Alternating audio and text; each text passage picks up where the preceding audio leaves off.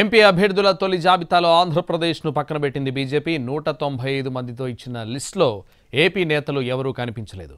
పొత్తులపై చర్చలు కొనసాగుతూ ఉండడంతో ఏపీ జోలికి వెళ్లలేదు. పొత్తులపై ఏపీ బీజేపీ నేతల అభిప్రాయాలు సేకరిస్తున్నారు పార్టీ పెద్దలు. 2 రోజుల పాటు ఈ చర్చలు జరగనున్నాయి. పొత్తులపై క్లారిటీ వచ్చాకే ఏపీ అభ్యర్థులను ప్రకటించనుంది కమలం పార్టీ.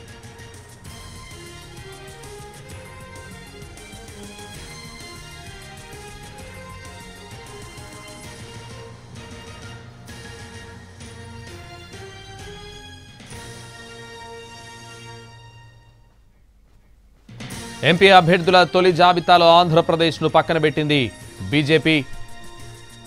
ఇదే విషయానికి సంబంధించి మరింత సమాచారం మా ప్రతినిధి పిఎంఆర్ చంద్రశేఖర్ లైవ్లో అందిస్తారు. చంద్రశేఖర్, అసలు ఏపీలో బీజేపీ నేతలు ఏమంటున్నారు? ఈ పొత్తులపై ఏమైనా క్లారిటీ వచ్చిందా?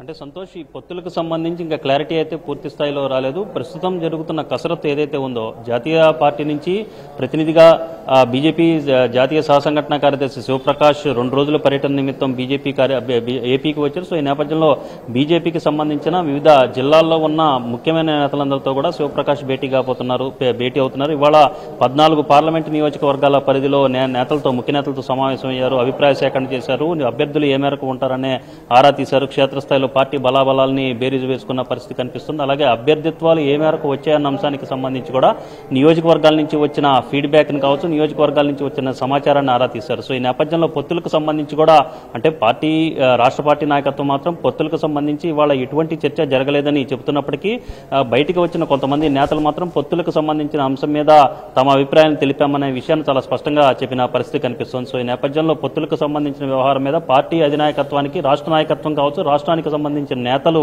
ఏ అభిప్రాయంతో ఉన్నారన్న నివేదికను శివప్రకాష్ పార్టీ హైకమాండ్ కి పంపించే అవకాశం కనిపిస్తుంది 2 రోజుల్లో. సో ఈ నేపథ్యంలో ఈ అంశానికి సంబంధించిన క్లారిటీ, పొత్తులకు సంబంధించిన క్లారిటీ రాని నేపథ్యంలో అక్కడ తొలి జాబితాలో మొత్తం 195 మందికి సంబంధించిన ఎంపీ అభ్యర్థుల జాబితాను బీజేపీ అధినాయకత్వం ప్రకటించినప్పటికీ ఏపీకి అందులో చోటు దక్కలేదు. సో ఇది ప్రధానమైన కారణం. ఒకటి, పొత్తులకు సంబంధించిన క్లారిటీ రాలేదు. రెండోది, బీజేపీకి ఏపీ విషయంలో కొంత సీరియస్నెస్ అనేది పెద్దగా ఉండదనే అభిప్రాయం కూడా వ్యక్తమవుతుంది. తెలంగాణతో పోల్చుకుంటే ఏపీ విషయాల్లో పెద్దగా సీరియస్నెస్ ఉండదు. ఇక్కడ ఏ పార్టీ అయినా కానీ తమకు అనుకూలంగానే వ్యవహరిస్తుందన్న ధోరణి ఉంది. కానీ ఇక్కడ పార్టీని బలోపేతం చేసుకునే దిశగా ముందుగా కార్యక్రమాలు చేపట్టాలన్న అంశానికి సంబంధించి మాత్రమే బీజేపీ హైకమాండ్ రాష్ట్ర నాయకత్వానికి ఆదేశాలు జారీ చేస్తున్న పరిస్థితి కనిపిస్తోంది. సో ఇప్పటివరకు అదే జరిగింది. అయితే ఎన్నికలు దగ్గర పడుతున్న నేపథ్యంలో పొత్తులకు సంబంధించిన క్లారిటీ ఇవ్వాల్సి ఉన్న పరిస్థితి ఉంది.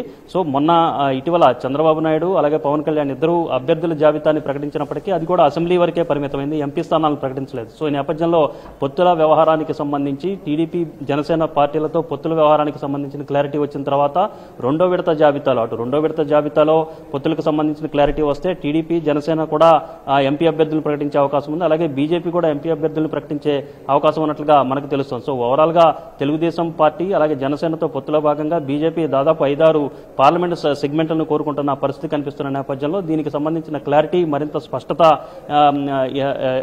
వచ్చిన తరువాత ఈ అధికారిక ప్రకటన, అభ్యర్థుల ఖరారు అనేది ఉండే అవకాశాలు ఉన్నాయనేది ఇక్కడ స్టేట్ పార్టీలో కూడా అదే టాక్ వినిపిస్తోంది. సంతోష్, అయితే చంద్రశేఖర్, ఏపీ బీజేపీ నేతల్లో మెజారిటీగా దేనికి ఓకే చెప్తున్నారంటే పొత్తుగా ఉండడానికా లేకపోతే సింగిల్గా పోటీ చేయడానికా?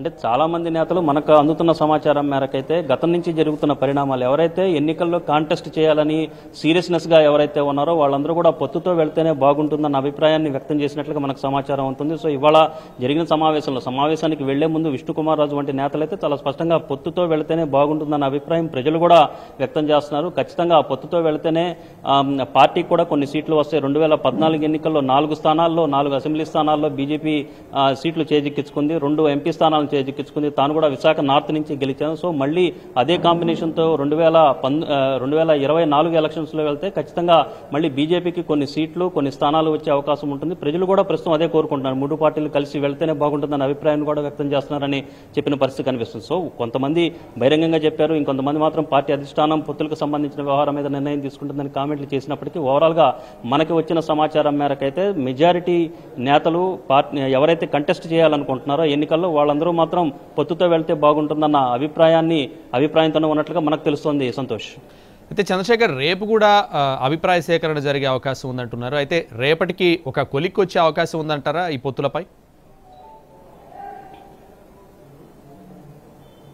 ఖచ్చితంగా రేపటికి ఒక కొలిక్కి వచ్చే అవకాశం, అంటే రేపే వచ్చే అవకాశం ఉంటుందని చెప్పలేము సంతోష్. ఎందుకంటే మొత్తం 25 పార్లమెంట్ సెగ్మెంట్లకు గాను 14 పార్లమెంట్ సెగ్మెంట్లలో ఈ కసరత్తు పూర్తి అయింది. అభ్యర్థులకు సంబంధించిన అంటే ముఖ్య నేతల నుంచి సమాచారాన్ని సేకరించే ప్రక్రియను శివప్రకాష్ పూర్తి చేసిన పరిస్థితి. అలాగే మరొక 11 స్థానాలకు సంబంధించి అక్కడ ఆ పార్లమెంటు పరిధిలో ముఖ్య నేతలతో రేపు శివప్రకాష్ విడివిడిగా భేటీ కాబోతున్నారు, వరుస భేటీలు నిర్వహించనున్నారు. సో ఈ నేపథ్యంలో ఈ 2 రోజుల పాటు వచ్చిన తాను సేకరించిన సమాచారాన్ని క్రోడీకరించి ఒక నివేదిక రూపంలో పార్టీ అధినాయకత్వానికి అందజేసిన పరిస్థితి ఉంటుంది. సో వీటన్నిటిని కంపైల్ చేసుకున్న తర్వాత బీజేపీ అధినాయకత్వం కూడా పొత్తులకు సంబంధించిన ఒక క్లారిటీ, అంటే ఇప్పటికే పైకి చెప్పుకున్నప్పటికీ 3 పార్టీల మధ్య ఒక రకమైన అండర్స్టాండింగ్ పొత్తులకు సంబంధించి జరిగిపోయింది అన్న టాక్ కూడా వినిపిస్తూ వస్తున్న పరిస్థితి కనిపిస్తుంది. సో నేపథ్యంలో తెలుగుదేశం పార్టీని కూడా ఈ పొత్తులోకి తీసుకొస్తే బాగుంటుందని చాలా కాలంగా పవన్ కళ్యాణ్ కూడా ప్రయత్నిస్తున్నారు. బీజేపీ పెద్దల వద్ద లాబింగ్ కూడా చేసిన పరిస్థితి కనిపిస్తుంది. సో ఈ నేపథ్యం ఇటీవల జరిగిన పరిణామాలు